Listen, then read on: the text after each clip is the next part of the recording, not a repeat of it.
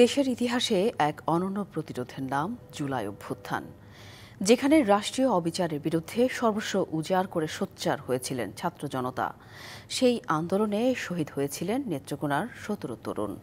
বছর পেরিয়ে গেলেও পরিবারগুলোতে থামেনি কান্না, চাইছেন দ্রুত বিচার ও রাষ্ট্রীয় স্বীকৃতি।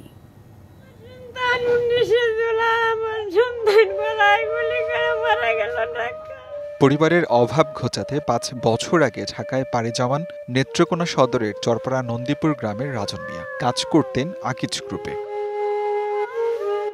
গেল বছরের ১৯শে জুলাই রাজধানীর রামপুরার আন্দোলন চলাকালে হোটেলে নাস্তা খেতে গিয়ে পুলিশের গুলিতে আহত হন রমজান। পরে হাসপাতালে তার মৃত্যু হয়। রমজানের মৃত্যু কোনোভাবে মেনে নিতে পারেনি তার বাবা মা। সকলে মিলে তাড়াতাড়ি আমার বুতের লাশ দাফন করে কবর বাড়িতে করতে আমি একটু পালাবি তো দেখতেও পাচ্ছি না আমার বাবার মুখটা। ঢাকা গেছি সংসার ফাল ধরানোর লেগে, ঢাকা গেতে আমরা গুলি খাইছে, রামপুরা উমার লাইন গুলি খাইছে। আমার জানালা দিতে খুব কষ্ট হয়েছে পুলিশের ঠাওয়ার লাগিয়া। শিয়া বাটার ও ভিটামিন ই সমৃদ্ধ লিলি হালাল বিউটি সোপ, তারুণ্যময় উজ্জ্বল ত্বকের জন্য।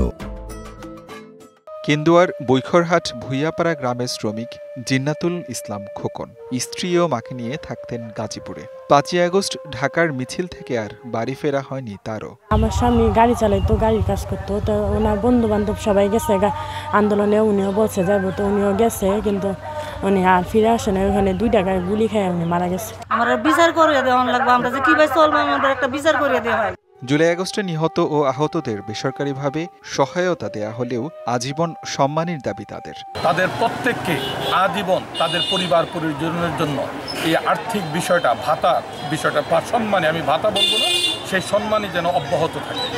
যদিও শহীদ পরিবারগুলোকে সহায়তা দেওয়ার কথা বলছে জেলা প্রশাসক। সরকারের যত সহযোগিতা আছে তাদের জন্য আমরা সবসময় সেগুলো সময় মতো পৌঁছে দিচ্ছি। ১৭ জন শহীদ পরিবারই সরকারের আর্থিক সুযোগ সুবিধা পেয়েছে। সর্বশেষ গণহত্যায় দোষীদের বিচারের পাশাপাশি শহীদ পরিবারগুলোর দাবি রাষ্ট্রীয় স্বীকৃতি। DVC news desk.